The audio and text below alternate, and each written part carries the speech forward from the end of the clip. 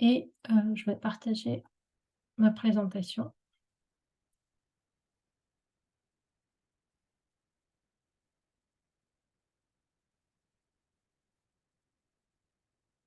Alors, la dernière fois, on s'est arrêté sur, les 4 étapes fondamentales. Donc aujourd'hui, on va, passer plus en détail sur ces 4 étapes pour développer, notre activité, à l'aide de social selling. On va, voir qu'est-ce que c'est que le public cible ou la cible à qui vous vous adressez. On va voir les statistiques, les KPIs, à suivre et quels sont les types de contenus, dépendant des plateformes. Qu'est-ce qui marche le mieux sur, un plateforme et l'autre? Et aussi en importance, il me manque une lettre. On va parler de l'importance de l'engagement. Ça, c'est très important parce qu'en fait, qu'est-ce qu'on veut? On veut engager les personnes qui vont visiter notre profil à ce qu'ils deviennent des prospects, des clients ou des associés potentiels. Et on va aussi, s'arrêter sur les best practices, et là, il y a pas mal de choses très, très, très pratiques, en fait. Quelques outils à partager avec vous qui peuvent être, assez faciles à mettre en place, je pense.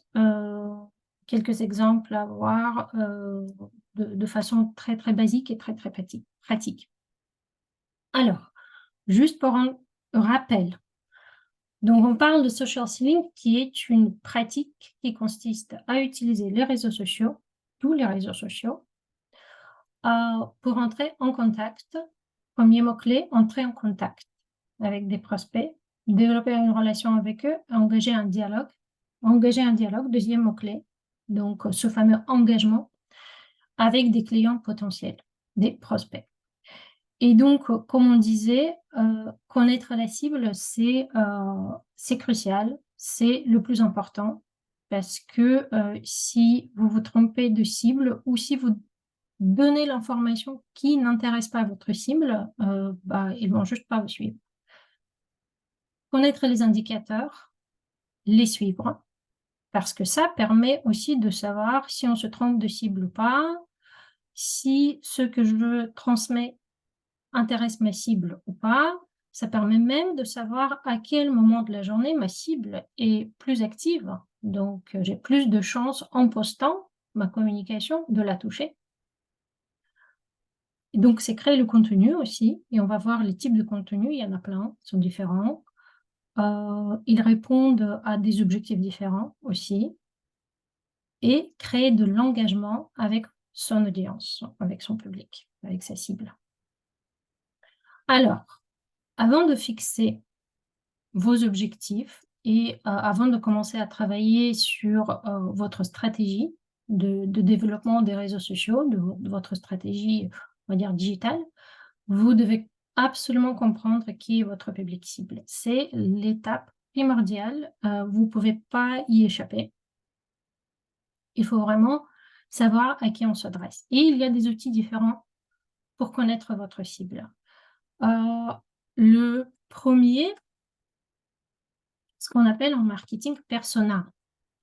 Persona, c'est quand vous prenez, si par exemple, vous commencez votre nouveau compte, vous prenez la feuille blanche et en fonction de vous-même, comme on disait la dernière fois, ça doit partir de vous-même. Vous devez construire ce qu'on appelle le personal brand ou votre marque personnelle, pas vendre le produit, mais vendre plutôt vous et votre histoire. Et donc, en fonction de vous, ce qui vous intéresse, là où vous êtes fort, vos forces, vos valeurs, vos principes, de dire à qui je m'adresse. Et donc, c'est la feuille blanche pour dire, voilà, c'est un Pierre de 45 ans, il a une famille, une femme de 40 ans, Sylvie, 2 enfants, 5 et 7 ans. Je dis n'importe quoi, mais persona, c'est ça. C'est vraiment décrire la personne à qui vous allez vous adresser. quel est son salaire à peu près? Est-ce qu'il travaille dans une boîte ou est-ce que c'est un entrepreneur? Quels sont ses centres d'intérêt? Quel est son revenu moyen? Combien de fois par an il part en vacances? Est-ce qu'il fait du sport? Est-ce qu'il a des problèmes de santé?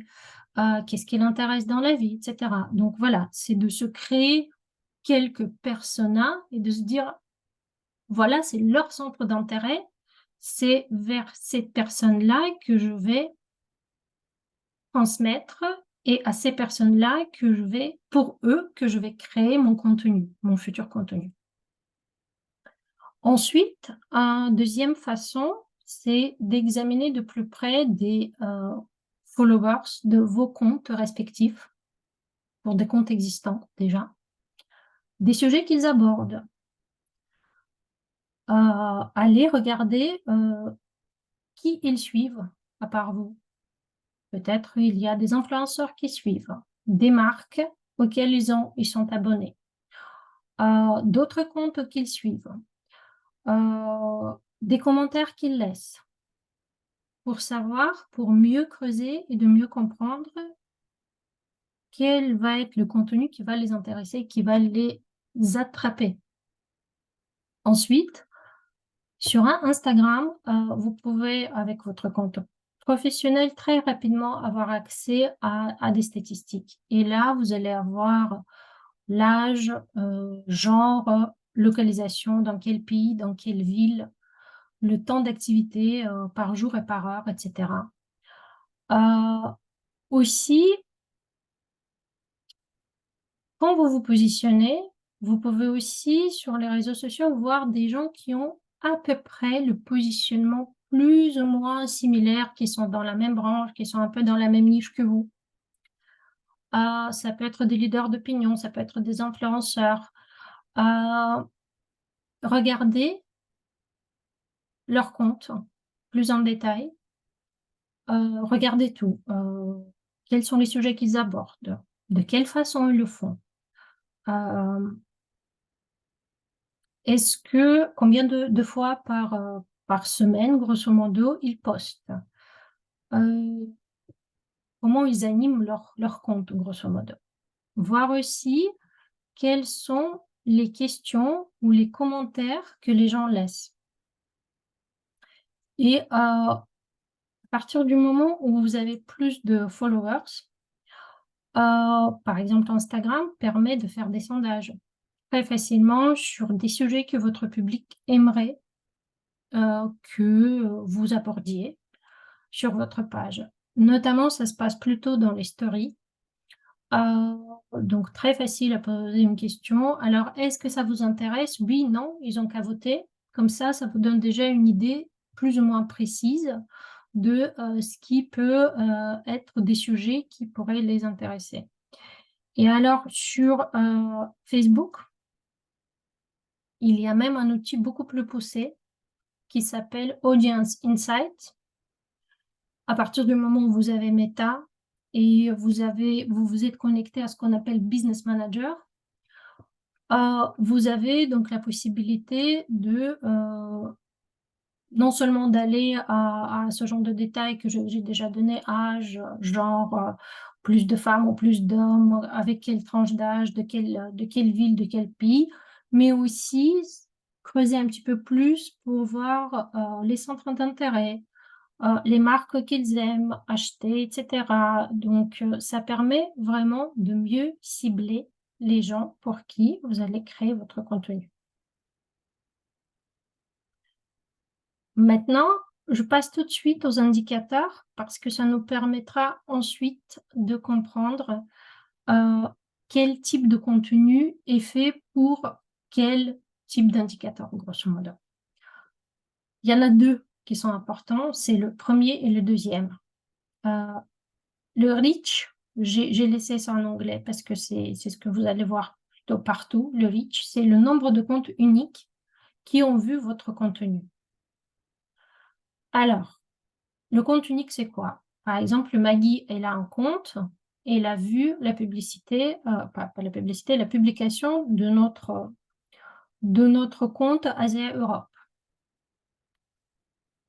Et il l'a vu, donc c'est arrivé sur son fil d'actualité, et l'a vu une fois.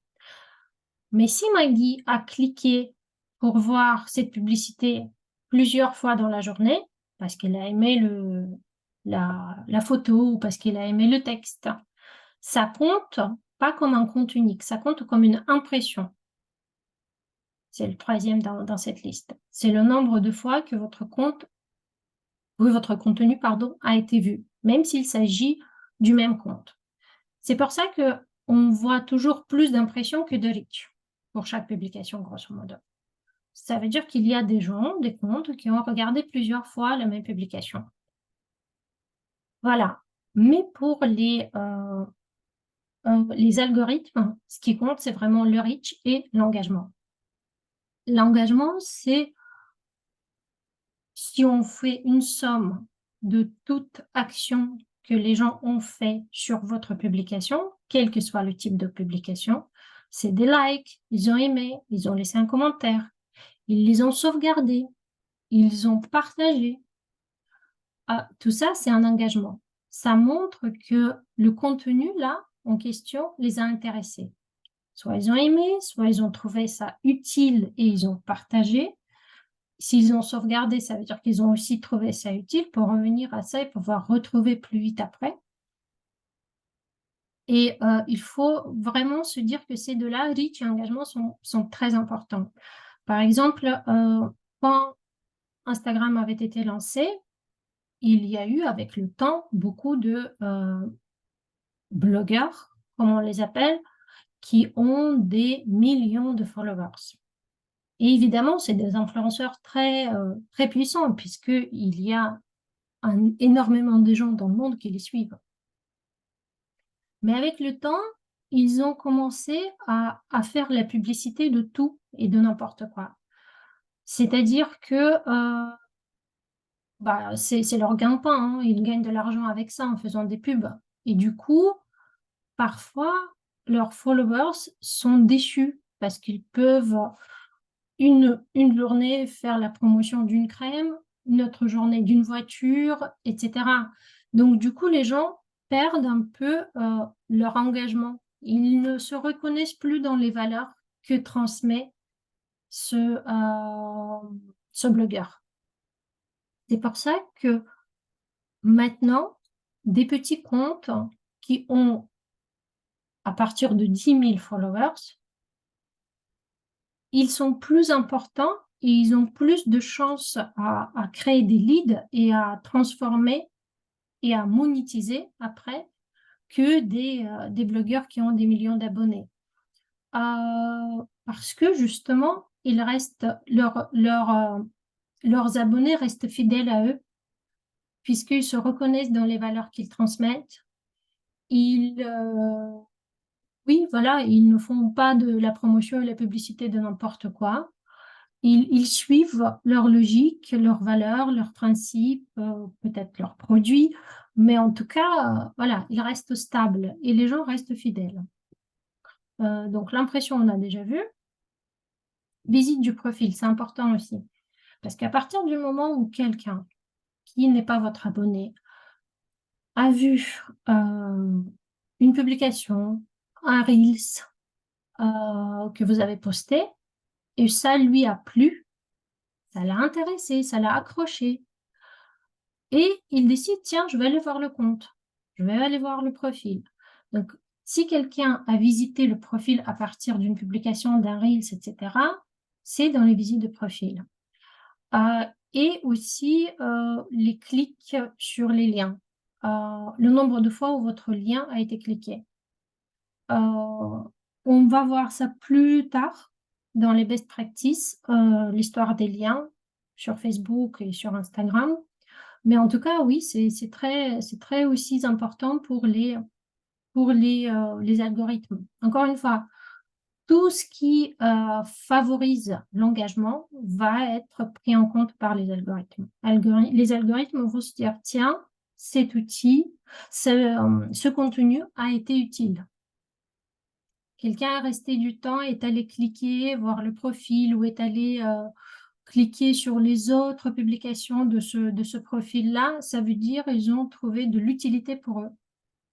Le contenu a été non seulement intéressant, mais il a été utile. Parce que, on en a parlé, créer le lien, créer de l'engagement. Pour créer votre contenu, le contenu doit correspondre à vos objectifs, évidemment, mais, et je dirais surtout, apporter une solution aux besoins et aux difficultés ou peines de votre public. Donc, quand vous définissez votre cible, il faut vraiment bien comprendre c'est quoi la peine, c'est quoi la grosse difficulté de mon public et comment je peux apporter une solution, comment je peux être utile. Et comment je peux être utile, comment je peux vous aider, doit vraiment vous guider tout au long de votre process de création de votre contenu, à chaque fois. Et donc, quand on parle de réseaux sociaux, de social selling, c'est comme on disait la première fois, ça vous permet de rentrer en contact avec des millions et des millions de gens que vous ne pouvez pas croiser dans votre vie de tous les jours. Et donc là, c'est le premier contact avec votre public. Donc c'est l'entonnoir. Après, si ce premier contact les a accrochés, ils vont commencer à interagir. Il va y avoir de l'engagement. Interagir comment? En faisant un like, en mettant un commentaire, en partageant votre contenu. Vous voyez que ça les intéresse. Ils interagissent avec vous. Et après, c'est très important ce moment-là. Ils commencent à aller voir d'autres posts, d'autres publications, mettre des commentaires, etc. À un moment donné, ils vont aller sur votre profil. Et c'est à ce moment-là que votre profil, et en Instagram, on appelle ça bio, il doit être tellement le reflet de votre positionnement clair et net, succinct, avec un appel à l'action pour qu'ils puissent vous suivre et devenir votre abonné, devenir votre follower. C'est-à-dire que si ça les a intéressés lors du premier contact et que votre profil et votre bio n'est pas clair, ils ne comprennent pas tout de suite votre positionnement, bah, ils ne vont pas vous suivre. Après, quand ils vous suivent, la prochaine étape, c'est de les fidéliser. En anglais, on appelle ça lead nurturing. Donner de l'information, donner de utilité, les informer, donner des informations dont ils ont besoin pour, encore une fois, rappelons-nous, fermer tout leur peine, les difficultés, satisfaire. Et donc, dans ce cas-là, il devient des leads et des prospects. Et c'est là que vous allez voir, quand les gens commencent à écrire en message privé, je veux en savoir plus sur votre produit. Pouvez-vous me donner plus d'informations sur le gel? Ou pouvez-vous me donner plus d'informations intéressées à savoir à propos de l'opportunité? C'est là où, ça y est, vous savez que c'est un lead. Vous rentrez en contact direct et il vous suffit ensuite juste de finaliser. Mais c'est pas dès le premier contact qu'on commence à dire tiens, prenez Renew 28, c'est un super produit. Non. Ou devenez un associé, on a une opportunité super, venez devenir un associé. Non, ils vont partir en courant. Vous ne les avez pas préparés. Donc, toujours cette question en tête, comment je peux vous aider? Créer et fournir un contenu correspondant aux besoins de ma cible. Ça peut être différent en fonction de votre positionnement. Ça peut être santé, bien-être, revenu, opportunité, sport, entraînement, beauté, développement personnel. En fonction de votre expertise, de vos intérêts. Et encore une fois, bâtir sa marque personnelle. Bon, il y a beaucoup de choses. Vous pouvez lire sur internet plein de choses sur personal brand et c'est très important. Mais si on doit, résumer un peu, je dirais que si on prend 2 axes, vertical, horizontal, c'est l'expertise et notoriété. Par exemple, prenons un exemple bête. Il y a un scientifique qui travaille dans une petite université. Ils sont une équipe de 5 personnes et ce sont des chercheurs dans un domaine bien spécifique, très, très niche.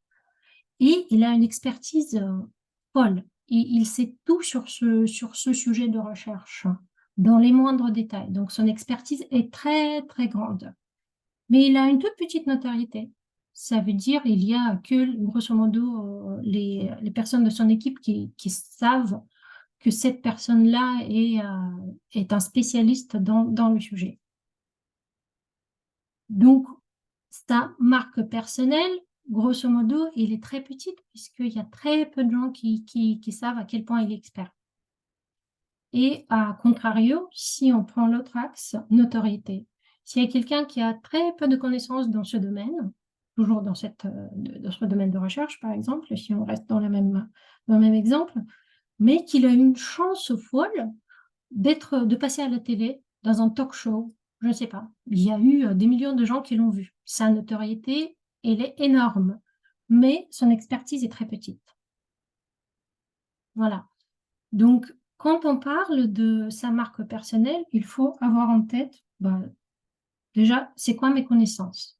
En quoi je suis fort? Mon expertise. Qu'est-ce que j'avais déjà atteint dans ce domaine? Comment je peux justifier qu'est-ce que j'ai déjà atteint? On va dire mes succès, mes idées et mes positions. Mais c'est aussi, comme il y a un mot personnel, c'est aussi donner un peu de sa personne, un petit peu, pas étaler sa vie privée, personne ne veut connaître votre vie privée, mais de trouver, enfin, de trouver le moyen de parler de vos valeurs, de vos principes, de votre personnalité. Je prends un exemple. Par exemple, quelqu'un peut transmettre une idée comme ma position et, enfin, je sais dans la vie que, par exemple, on peut atteindre un grand objectif en faisant des petits pas. Petit à petit, faire quelque chose et à la fin, j'arrive à mon très, très grand objectif. Et donc ça, vous pouvez essayer de trouver le moyen de le mettre dans une story, dans des posts. Par exemple, mon objectif, c'est d'apprendre le chinois. Et donc, petit à petit, je commence, j'ai trouvé un professeur, je fais 1 heure par semaine, etc. Mais en tout cas, j'entreprends des actions et petit à petit, je vais arriver à mon grand objectif.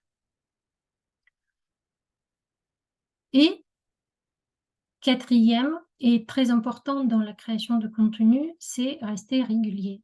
Fixer la fréquence de vos publications et respectez-la. Maintenant, je vais passer sur les types de contenus que j'ai organisés dans cet ordre-là. Alors, si on est sur Facebook, bon, le type de contenu le plus répandu que vous connaissez tous, c'est une publication. Une publication sur Facebook, ça peut être encore que du texte, mais celle qui va qui va avoir plus de reach, c'est quand même l'association visuel-texte. Je vous ai laissé le guide de taille d'image si vous avez besoin, mais grosso modo pour Facebook, c'est un format carré pour un post, pour une publication. Le texte, la longueur du texte peut varier. Ça dépend du message que vous voulez transmettre. Ça peut être quelque chose de court, comme ça peut être un petit peu plus développé. Après, bon, de façon générale, les gens n'aiment plus lire. Donc, il faut essayer d'être succinct quand même. Et troisième chose, c'est des hashtags. Ne pas oublier les hashtags. Les hashtags, c'est comme des mots-clés. Sur Facebook ou sur Instagram, les gens peuvent rechercher ce qu'ils cherchent en tapant les hashtags, grosso modo. Donc, publication. Carrousel, c'est quand vous avez plusieurs visuels, plusieurs photos pour, pour illustrer votre pensée. Ensuite, les stories. Bon, les stories, les stories et les reels, grosso modo, sont arrivés sur Facebook à partir du moment où Instagram est devenu partie de Meta. Parce que Meta inclut donc Facebook, Instagram, WhatsApp. C'est des petites vidéos. Ça peut être des vidéos ou ça peut être une photo assez courte, hein. Enfin, ça dure un certain temps et ça disparaît au bout de 24 heures. Les reels, c'est des vidéos qui sont de 90 secondes, je crois maintenant. Mais ils sont plus utilisés quand même sur Instagram que sur Facebook. Les events, les événements. Quand vous avez par exemple un Zoom, une formation à annoncer, vous postez une petite photo sympathique pour dire tel jour, telle heure, le sujet, etc. Et vous allez voir le nombre de personnes intéressées à participer. Bon, les liens, je les ai mis ici pour dire que, et ça on va voir plus en détail plus tard, pour dire que quand vous faites une publication, dans le texte, dans le message, dans le texte, vous pouvez tout à fait inclure les liens. Ils sont cliquables.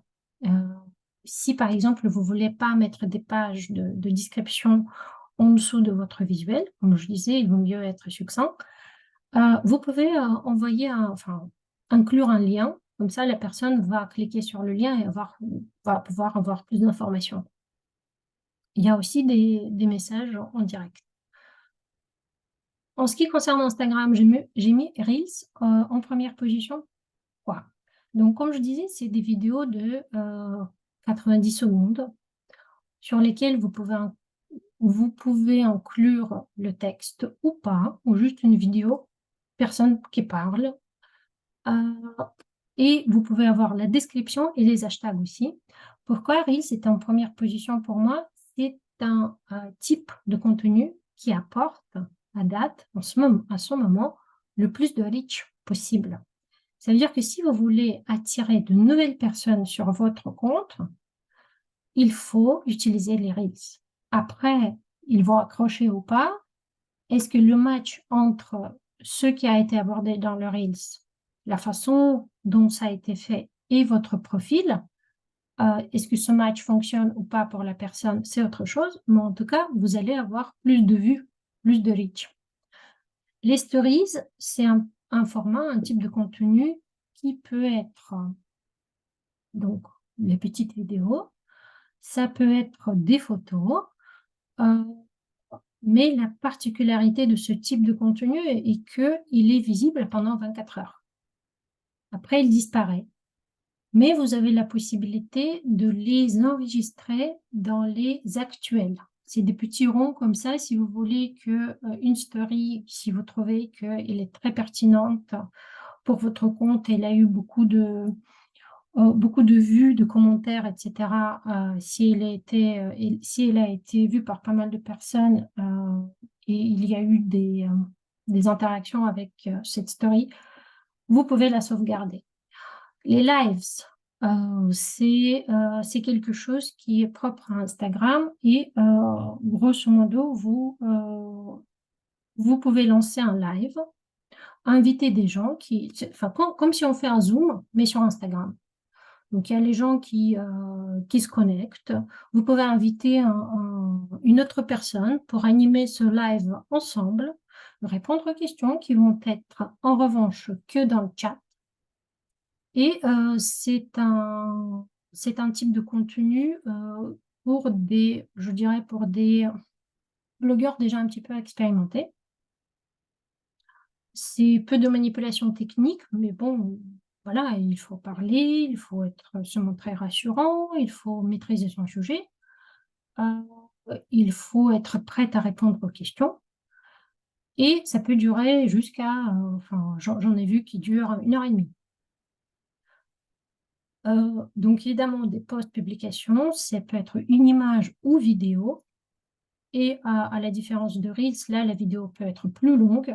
Carrousel, pareil que sur Facebook, c'est quand vous listez plusieurs photos et pareil aussi, il y a des messages privés comme dans Facebook.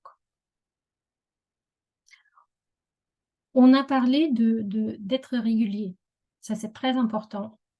Mais en fait, voilà, surtout quand vous commencez, je peux comprendre que les gens se posent des questions, combien de fois je dois poster par semaine? Est-ce que à quelle fréquence il faut le faire? Et cetera. Donc 2 fois par semaine, est-ce que c'est suffisant ou il faut faire 3, peut-être 4 ou même plus? C'est vraiment à vous de décider. Mais à partir du moment où vous avez décidé, il faut rester régulier. Par exemple, si cette semaine vous avez fait 3 et la semaine d'après, vous n'avez fait qu'une seule fois, c'est pas régulier. C'est pas bon pour les algorithmes.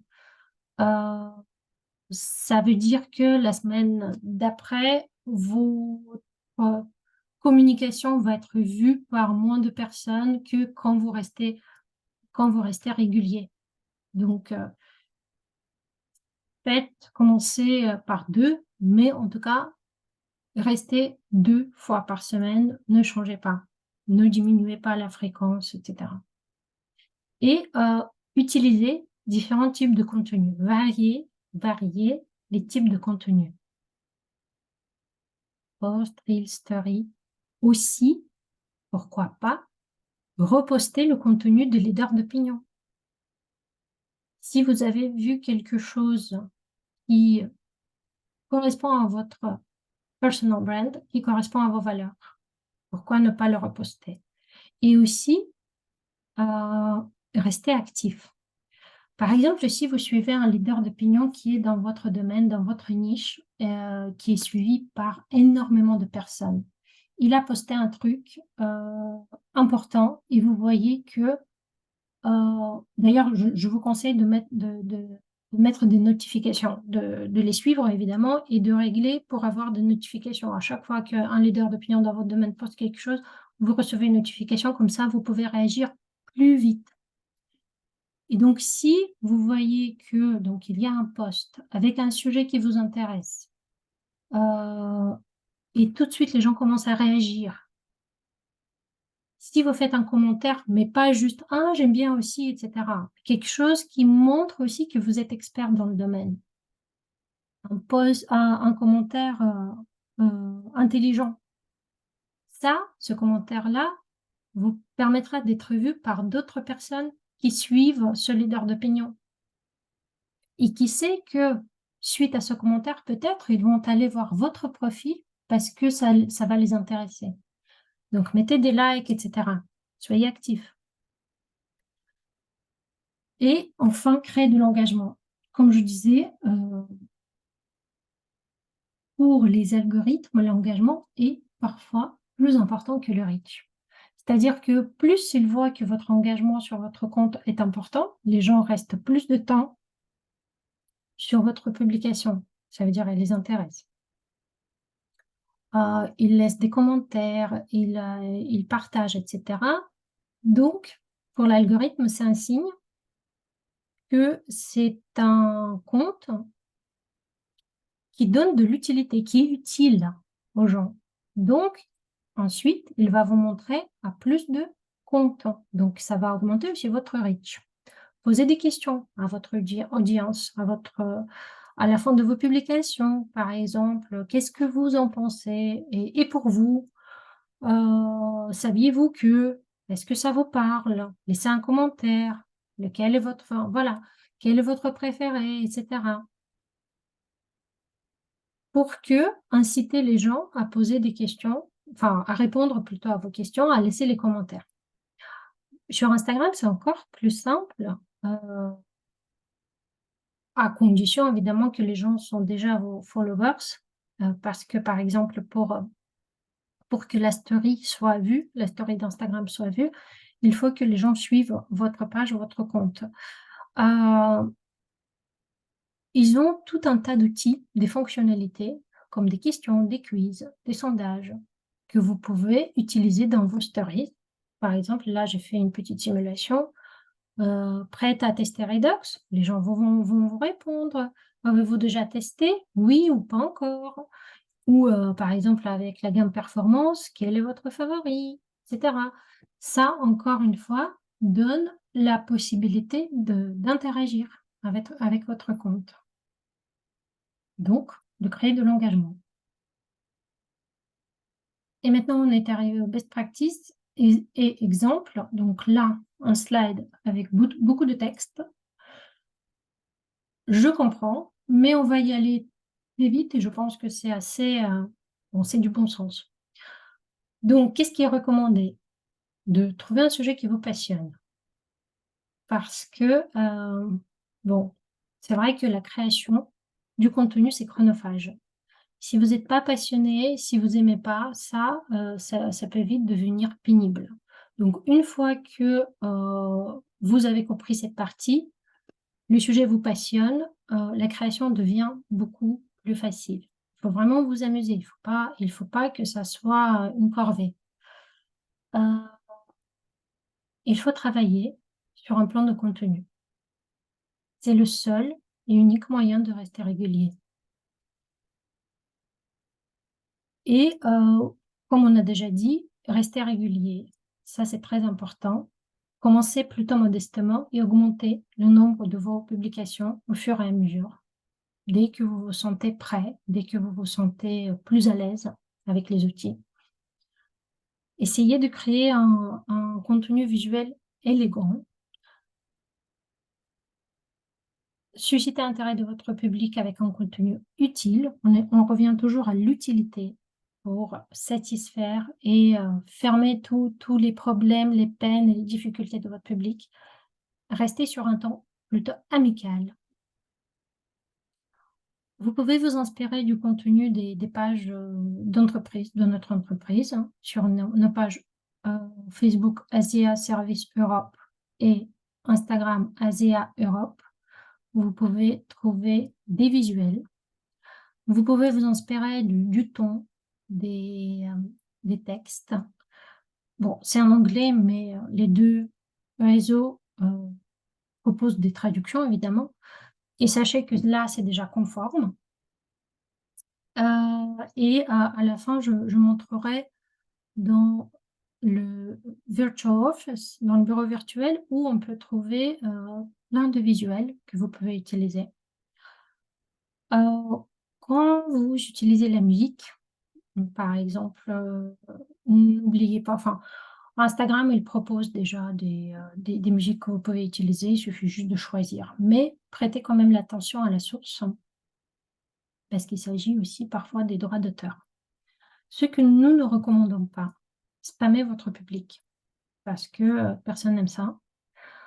Donc, on parlait de 2, 3, 4 fois par semaine.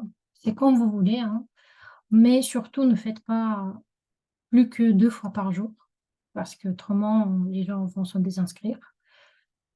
Heu, N'utilisez pas plus de 30 hashtags. Ça, c'est niet. Restez maximum sur 10. Heu, Évidemment, il faut vérifier l'orthographe, donc ne pas poster sans vérifier, l'orthographe, la mise en forme. Nous ne recommandons pas non plus de surcharger, vos publications avec d'emojis. Si vous voulez le faire, c'est sympa, c'est vrai, mais il faut, bon, ne pas en mettre, à chaque phrase et plutôt à la fin de la phrase.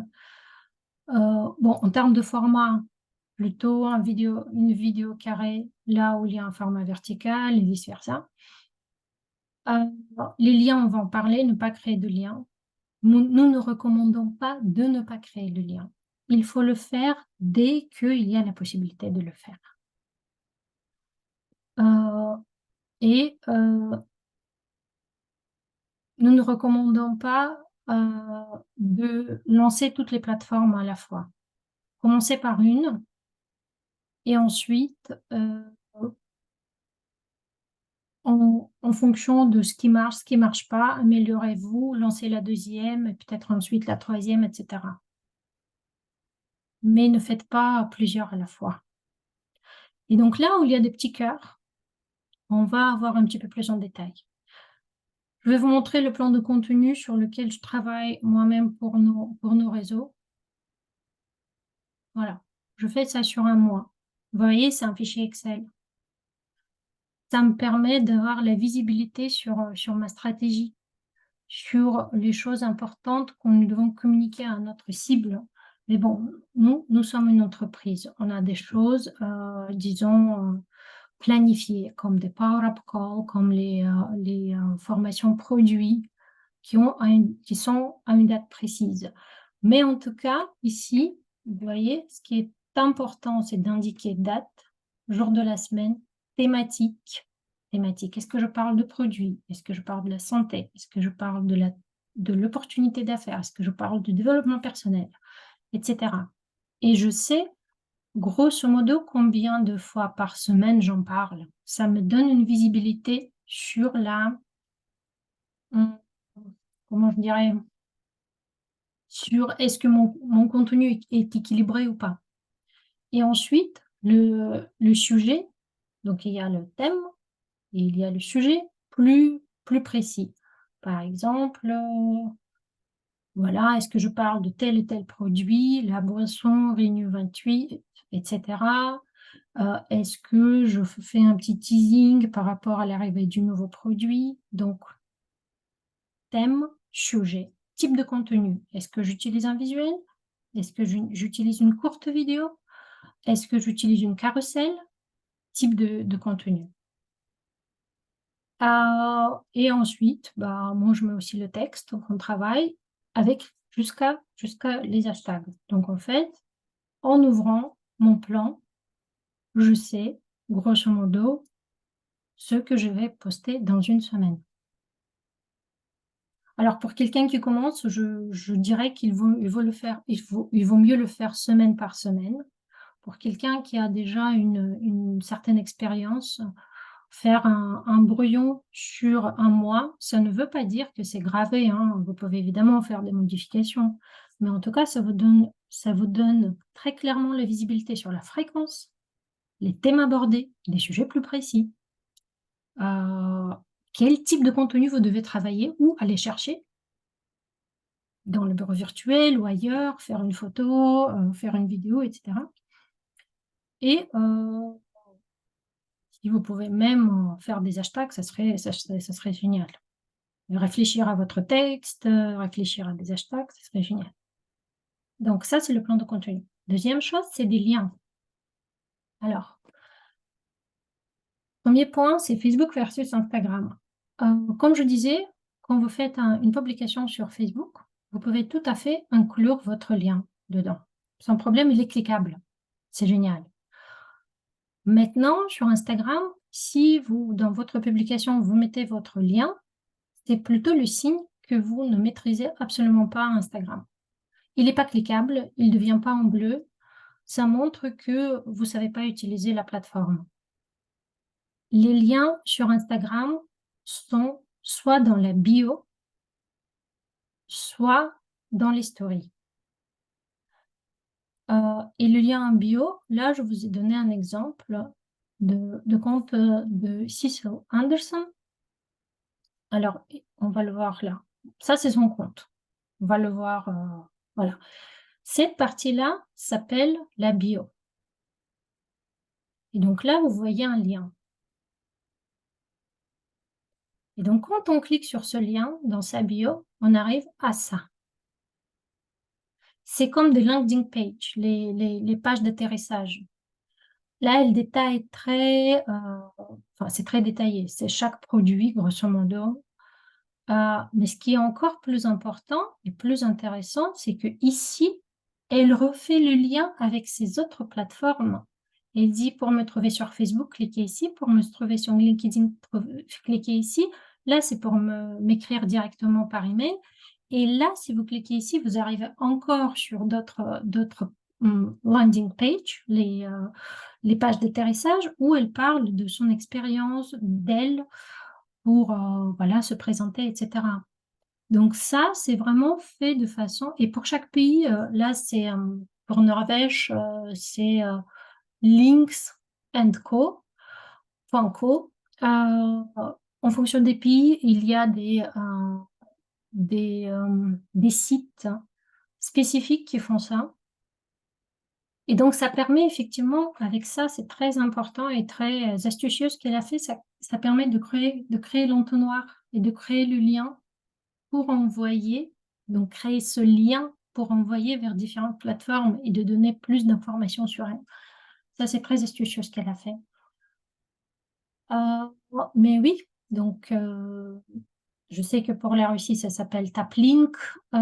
Pour d'autres pays, j'en ai vu d'autres. Donc, c'est très facile à trouver. Il suffit juste de trouver de taper dans le navigateur page d'atterrissage pour bio Instagram en France. Et je suis sûre que vous allez trouver ce qu'il faut.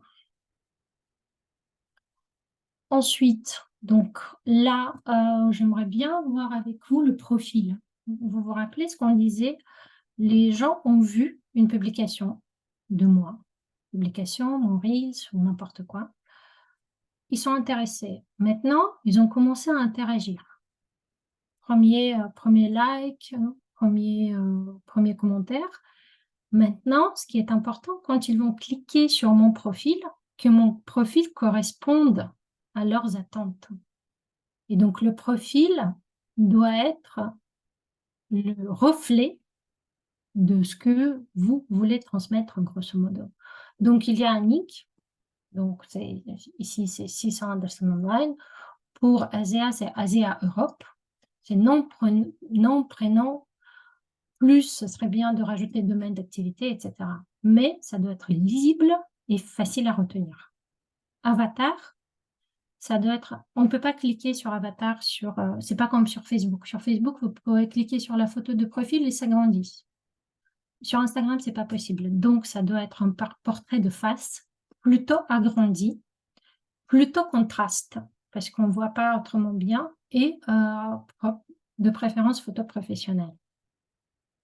Ensuite, ici, c'est ce qu'on appelle le name. C'est une ligne en gras, juste en dessous de l'avatar. Et s'il y a quelqu'un de nouveau qui vous cherche, c'est par cette ligne-là qu'ils vont pouvoir vous trouver. Donc, votre prénom, nom, des mots-clés qui définissent le sujet principal de votre profil. Et faites attention, ça, il faut pouvoir le formuler en 30 caractères avec espace. Et vous avez la possibilité de le changer, mais si vous avez changé 3 fois d'affilée, je crois qu'il faut attendre 2 semaines pour rechanger, quelque chose comme ça. Et ensuite, c'est la description. C'est très important ici, donc c'est votre positionnement. En quoi consiste votre utilité? Donner une preuve de votre expertise et de faire ce qu'on appelle le call to action, appel à l'action. Et ça, c'est 150 caractères en tout. Et comme on disait, donc landing page pour donner plus d'informations sur vous. Si vous commencez tout juste, vous avez votre site replicated website de l'associé ASEA. Vous pouvez tout à fait mettre votre site ici. Comme ça, les gens, si ça les intéresse de trouver plus d'informations sur vous, ils vont cliquer au moins sur ça.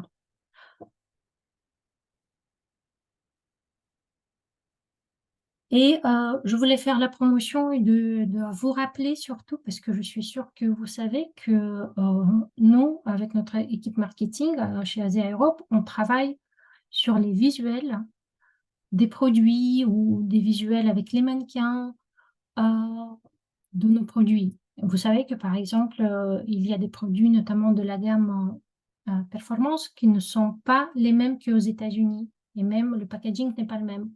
Donc, nous, en Europe, on les retravaille et ça, c'est vraiment disponible sur notre bureau virtuel. Je vais essayer donc, j'ai fini ma présentation, mais je voulais juste reconnecter au bureau virtuel pour vous montrer, parce qu'on a l'impression qu'il y a pas mal de gens qui ne les utilisent pas ou peut-être parce qu'ils savent pas où chercher. Donc je vais essayer de me connecter au bureau virtuel et partager pour vous montrer où on peut les trouver.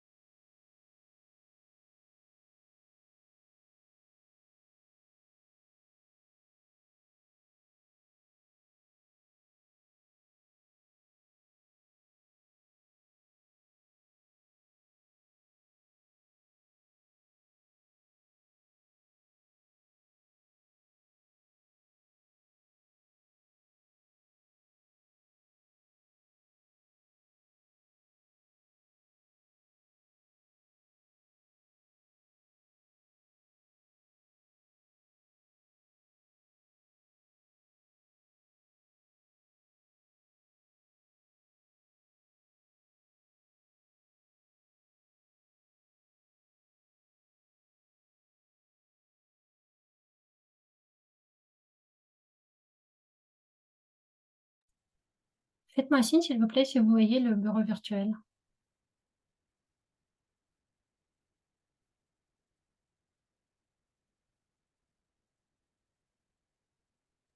Oui, on le voit bien.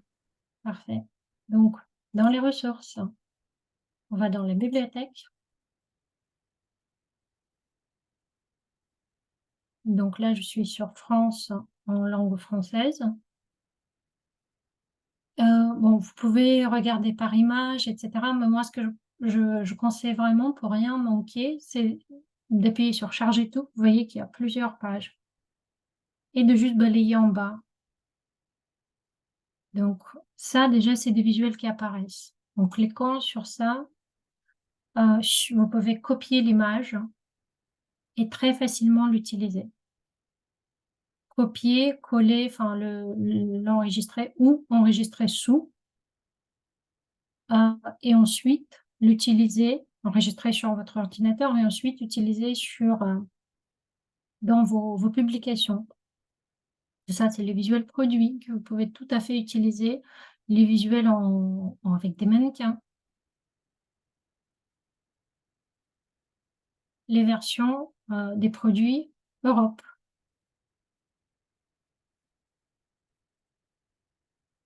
Il y a beaucoup de visuels partageables que nous avons travaillés exprès pour nos associés, pour qu'ils puissent s'en servir dans les réseaux sociaux. Même des vidéos qui sont déjà, par exemple, pour performance, pour Radiance, c'est déjà disponible, donc même des mini vidéos. Et donc là, c'est les récaps en plusieurs langues. Regardez, c'est toutes les langues. Si vous avez besoin d'avoir les photos des produits, il suffit de cliquer juste sur chaque produit. Vous choisissez votre langue, en français, vous avez la page d'information pour chaque produit, ensuite la présentation, la vidéo, et cetera. Donc voilà, c'est ce que je voulais partager avec vous. Je ne sais pas si ça a été utile. Il y a beaucoup de gens qui se sont déconnectés, mais j'ai besoin de Merci, c'est très bien. Je pense simplement parce que ils n'ont pas l'intention de faire sur Facebook. C'est pour ça, s'ils se sont déconnectés, c'est que c'est pas leur sujet. d'accord, bah, c'est pas grave. Bah, en tout cas, ça a été enregistré et vous allez le retrouver comme d'habitude, sur YouTube. Mais si vous avez besoin de la présentation elle-même, je peux vous l'envoyer. Il suffit de m'envoyer un mail, sans problème. C'est gentil. En tout cas, c'était très bien fait. Merci beaucoup. Donc, Merci Ronald. Bon, qu'est-ce que je voulais dire? Bah, mercredi prochain, il y a la formation produit qui va être consacrée à Radiance. Elle va être en anglais, en revanche. Je ne sais pas si vous avez participé au call de lancement qui a été visiblement traduit en plusieurs langues. voilà, j'ai pas eu cette chance parce que j'étais en vacances.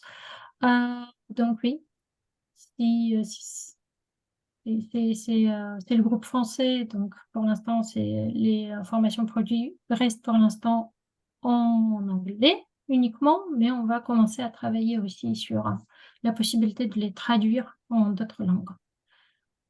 Donc voilà, sur ce, je voulais vous dire au revoir et merci encore.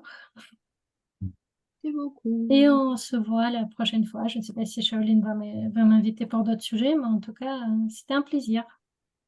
Merci beaucoup. Plaisir pour nous Merci, aussi. C'était très bien. Merci. Merci, au merci revoir. Natalia. Merci, au revoir. À bientôt.